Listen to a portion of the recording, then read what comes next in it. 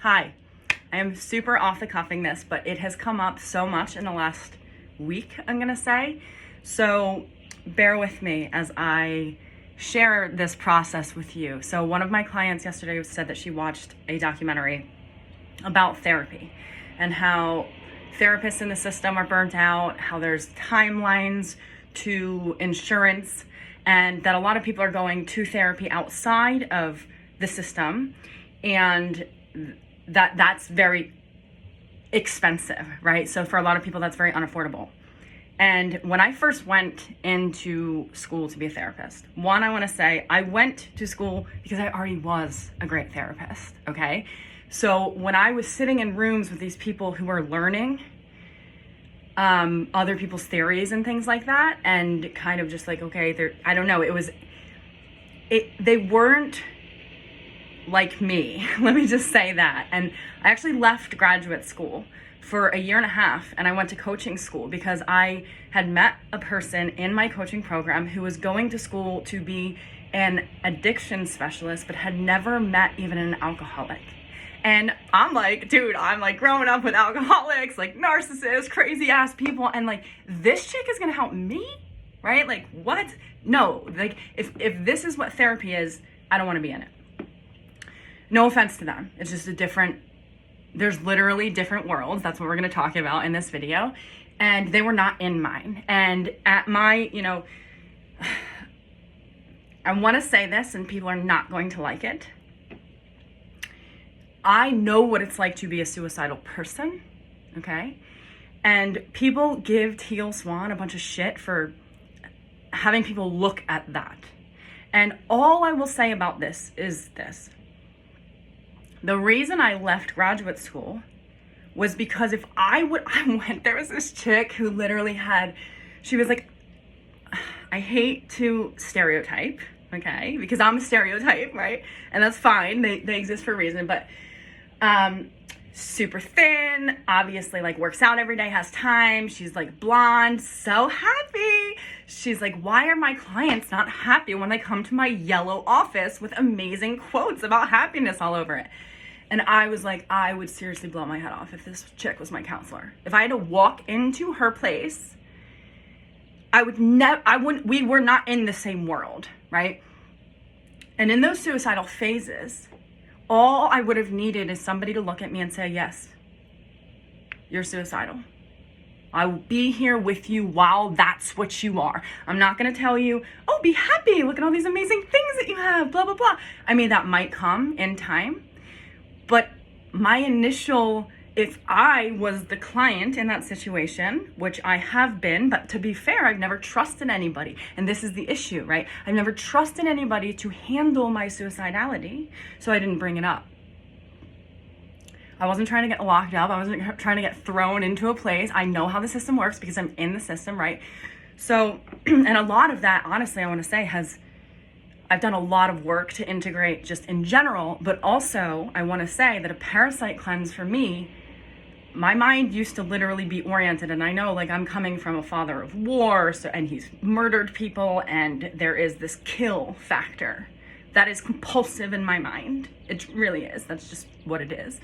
That has ceased since I've done my parasite cleanse. So, and parasites have a consciousness. I'm not going to go too far down the rabbit hole with this, but they have a consciousness, and it literally is for their own benefit. They are the ultimate narcissist when they live in your body.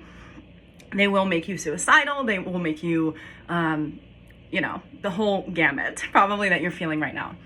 So when it comes to being with a person who can hold space for where I am, I was in a room full of people who I was like, dude, I couldn't hold space for that because at that time I was like, your problems are that like your mom didn't know what to get you for your birthday. Are you serious? Like, are you for real? Is this a problem? And now I get it, right? Like I'm in a different place. I understand every level has its vibrational nature of problems.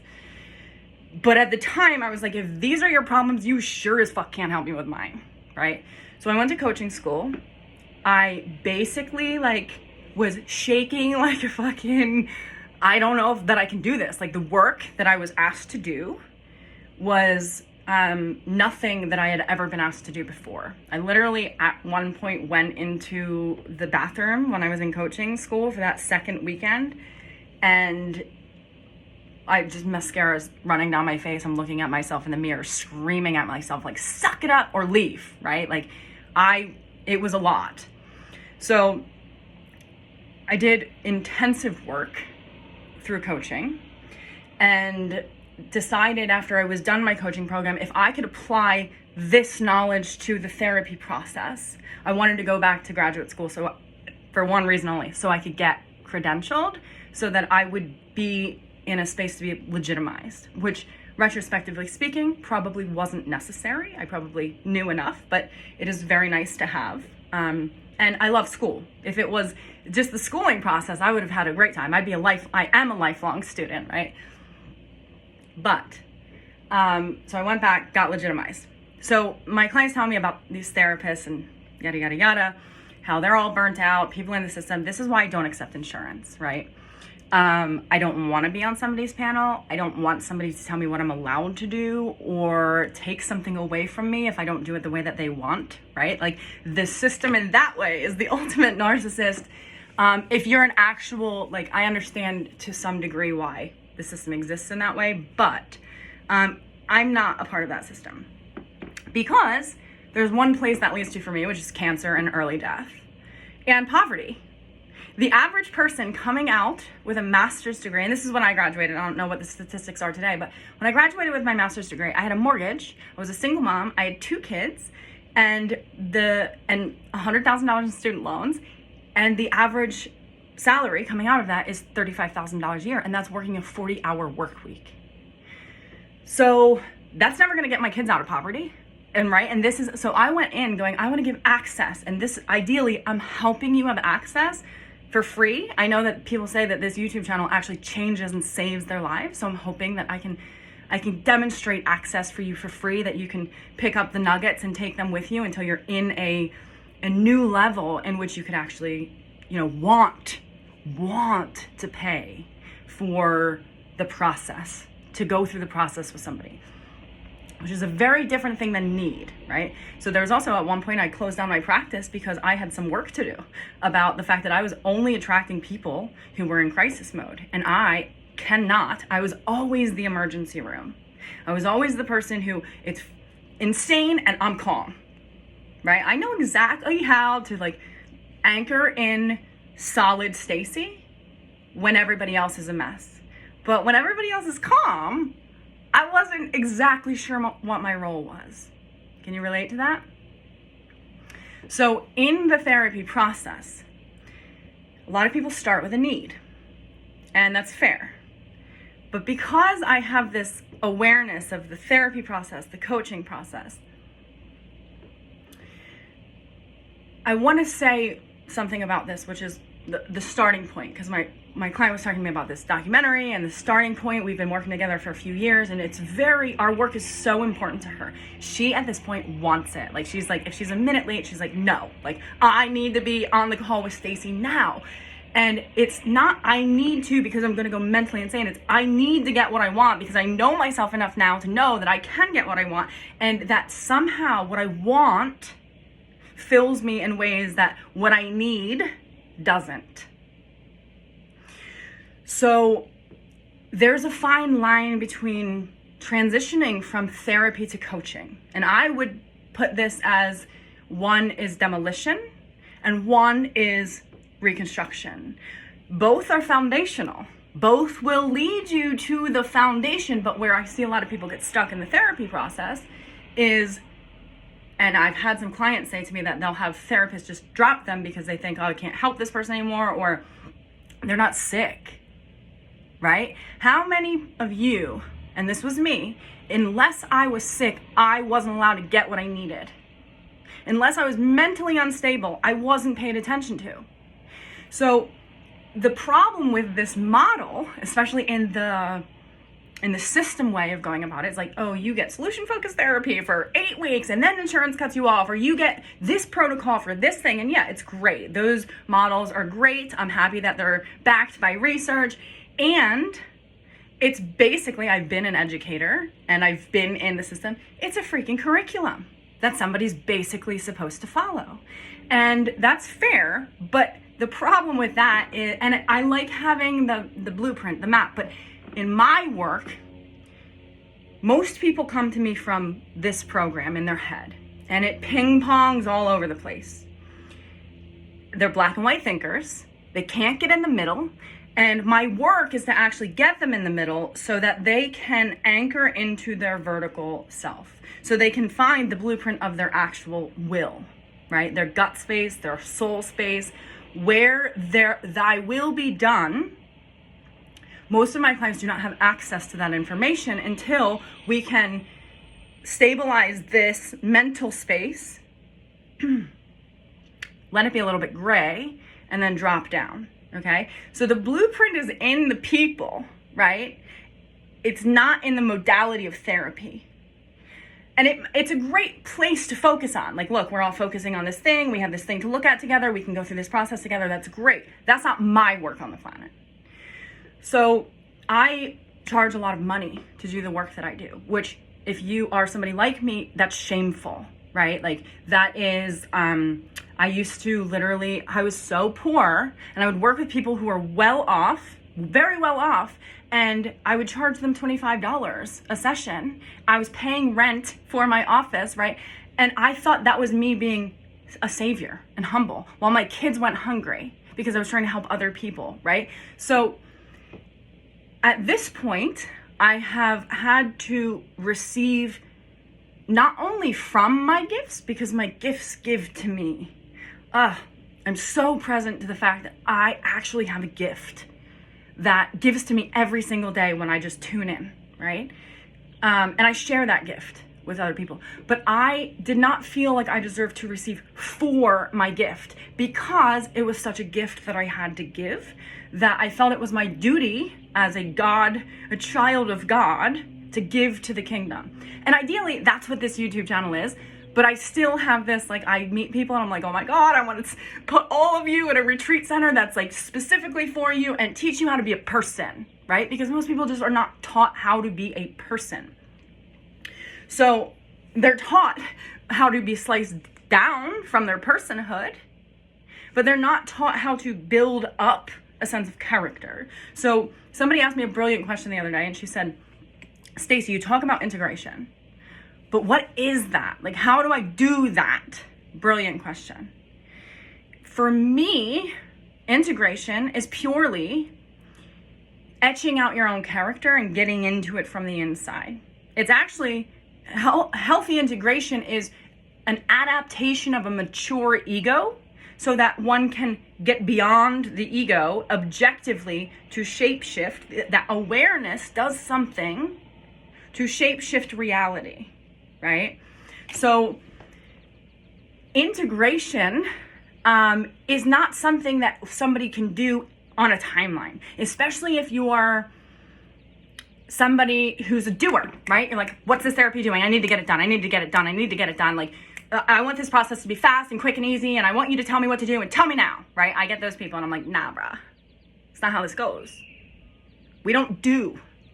We let the work do for us. We let the work work for us. We work with the work. We don't do. We show up to the work and we let it work for us, right? But, and part of that person who's archetypally a doer, part of what they need is to stop doing and start being. So when they come at the therapy process going, tell me what to do, tell me what to do, tell me what to do, tell me what to do, let's do this, how do I do this? I need it to be quick. And that's what the system makes people do, right? They're like, oh, you better get over that issue like pretty quick and that should be it. Then you should be good to go. Or you're on your own to pay for it, right? So there is this fine line when somebody transitions from the demolition to the building. And this is probably coming up for my clients because everybody has been saying something is happening. Something is happening under the surface. I can feel it. I know it. They have an awareness that prior to now, they wouldn't have even noticed the subtleties of. And they can feel this expansion happening. So obviously that's like, there's something going on in my field that's attuning so many people to this particular kind of expansion that I'm working with. maybe even you, I don't know how it shows up in YouTube, but they're all going, oh, I feel something brewing. And I trust the thing. I trust the foundation under me, right? And so I was sharing with my client, because she kind of was like, it's so weird that it doesn't end. Like, I needed therapy when I started with you, and now I just like want to show up. And that's part of what therapy should be, right? How do we transition from needs-based relationships with all things to true connected, desirous to connect, not because I need to connect, because I need this thing to suckle on the tit of, but because I desire connection. So I choose to be in relationship with that thing. That's a very different person who shows up to the process, right? So I said to her, it's fascinating because some people come to me who have already, their life is exactly what they wanted. They have it all. And they go, you know what? I kind of dominated the material realm. Now, and I hate to say this because I know that the specific people that I'm thinking of that are this way, they're like the Elon Musks of energetic space. They come to me and they go, you know what? I'm ready to expand this enoughness that I have. I'm ready to expand it. And, I was telling my client that I will have some clients I'll sit on the phone with for 15 minutes in silence. And people could go, that you're not doing your job. Yes, I am doing my job. I'm actually, because I asked somebody yesterday, have you ever been in a relationship in which you could be on the phone with somebody and just listen to their breath and not say a word? He said, no. And I said, well, when we get you there, that's what a relationship is. It's not the expression of the self. It is the subtlety of awareness that the self is expressing in relationship and that the silence is the expression.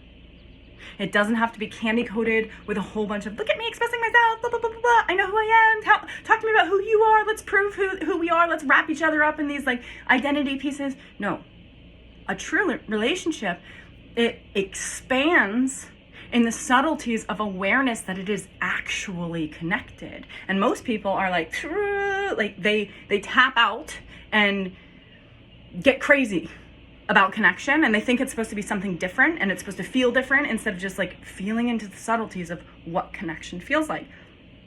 So I said, these people come and like they let the work. And the places that you can go in the energetic realm, and you cannot understand it until you've been there, right? I personally, and I will say this and admit this out loud, I would not have gone to those places if my clients weren't prepared to go there. They have already done enough work that now they choose to expand instead of thinking, oh, I need therapy, I shouldn't have therapy, or I shouldn't have a coach, because they're literally there going, I know the work got me here, so where else could it take me? And in the playground of that matrix, and I will say this, people come in to do the work from different places in their bodies.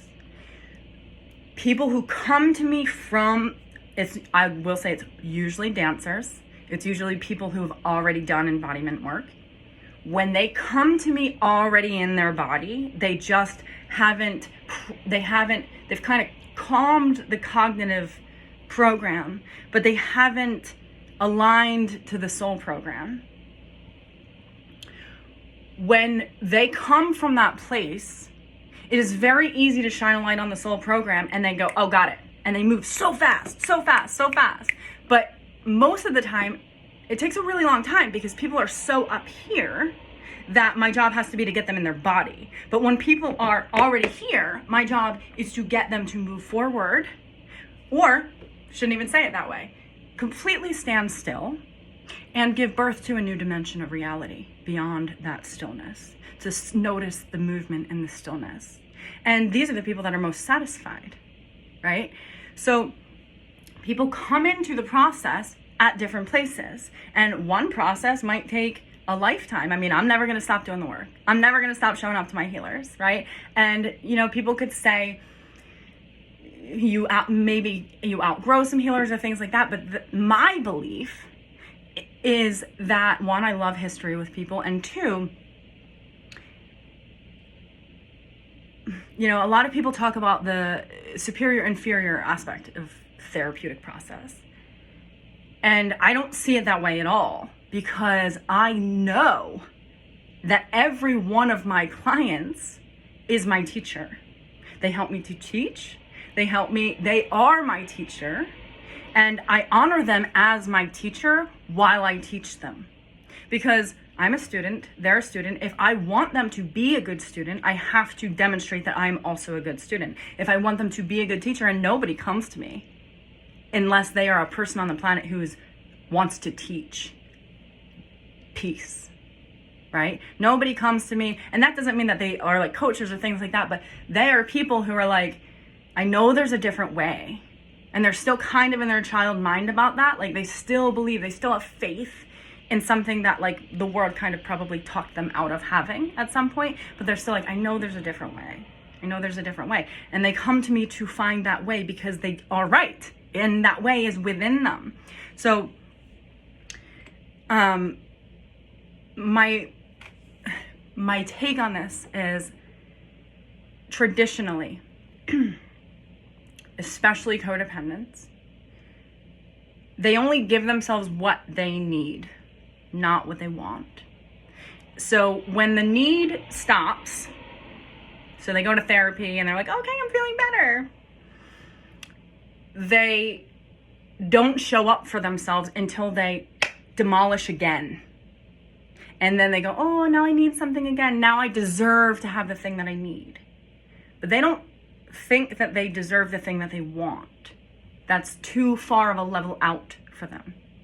So in this way, I see the way that the system works in the therapeutic model. And I can also see the way that it works in my model as like, I charge money for what I do, and that's an expensive thing for people. And you could say like that keeps some people down, but ideally, like I said, this YouTube video is helpful for you in some way.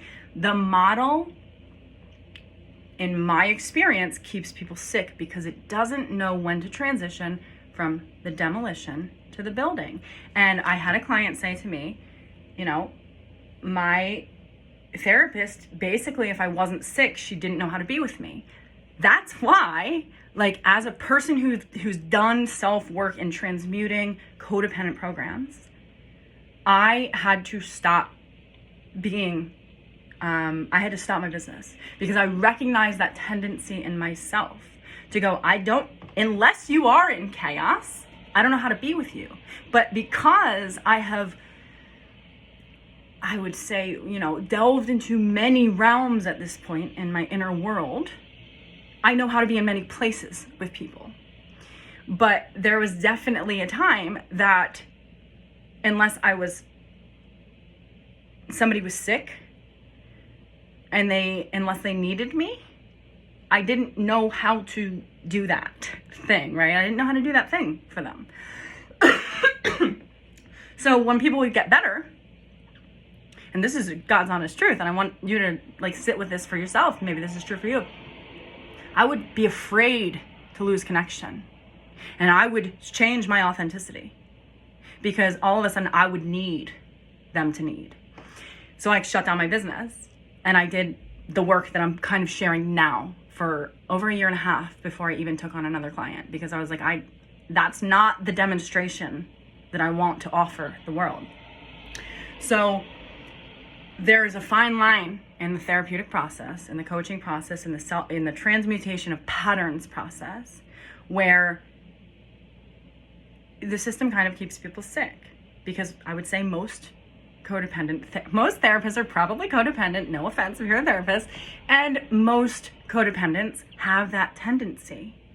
And it might be incredibly subconscious, right? But I hear of people, and I've been this person, right? Like, I'm not gonna say that like this has never happened to me, but I hear people of therapists who have cut people. And in that way, it is like a dominance thing, right? Like, okay, now I'm in control of the connection. And that's not what people are coming to the process for, is to be in equal connection. So there is this subtlety, right? And I just want to tap on this of Like, people think, oh, I'm going to go through this process and do this thing. That thing might take you, I mean, I've been doing this work since I was 18 years old. That's 20 years of my life. And theoretically before that, I mean, my freaking dad handed me a Course in Miracles book, ironically. He never even read it when I was like 15 years old. This work has always been in me, I guess. I just, again, it's like my blueprint. I didn't have access to thy will be done in this work. And now that I do, I can see, because, you know, my client was saying something about, you know, having a map for the therapeutic process. The map, again, is inside of each individual. And it is about kind of chiseling away at all of the things that are not that person, finding the edges of their actual character, and stepping into that with a mature ego about who their character is and owning it, right? So,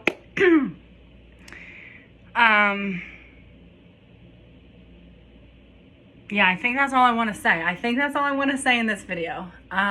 That, yeah, just be aware of the subtleties of only giving yourself the work when you feel like you need it.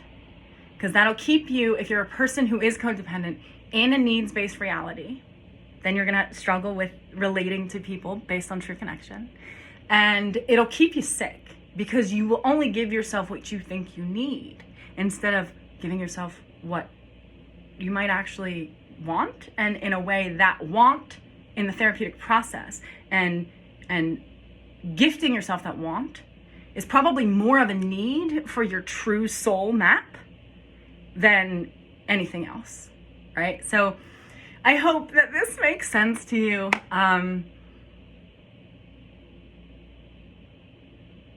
You don't have to be sick. You can be healthy. Health is wealth. And the people that come to me with that expansive, let me just like dominate the ethers, vibrationally speaking, because they understand that. They understand that expansion and getting into that and getting into those levels, it's true currency in the cosmos. It's true oneness, or capital A aloneness, right? Like, getting into that current and expanding with it and learning from it, that's wealth. But so many people come to the process of self-development in poverty. In poverty mind, poverty finances, blah, blah, blah. I mean, I get it. The contrast for me in this world has been great, right? And now I feel grateful that I get to, you know, receive for the gifts that I've received, which is interesting, because it's actually, my own healer said to me the other day, I want you to remember, Stacy, it is not more spiritual to give than to receive. And most of the things that I work with codependent empaths, there's this overarching thing in every area of their life about it, but it has to do with their unwillingness to receive. So who's going to give to themselves if they can't receive, right? And most people think I can only receive if somebody else gives it to me. Oh my God. So let me say this real quick, and then I'll go. Speaking of this, I can only receive if somebody else gives it to me. One of my clients told me the other day that, and this is the first time she told me this, every single day she wakes up, makes herself breakfast, and gets back in bed and gives herself breakfast in bed.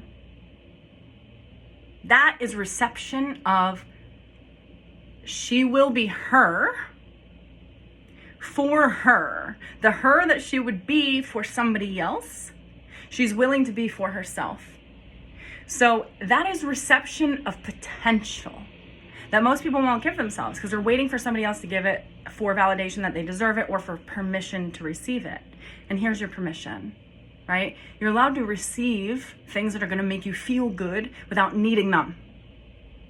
And any other way about it just keeps people sick and keeps people in a feedback loop instead of the spiral, right? And I would say most therapeutic processes are stuck in the, okay, we've talked about this a million times. And it's fair. You can talk about the same thing a million times as long as you do it from a level out each time you do it, right?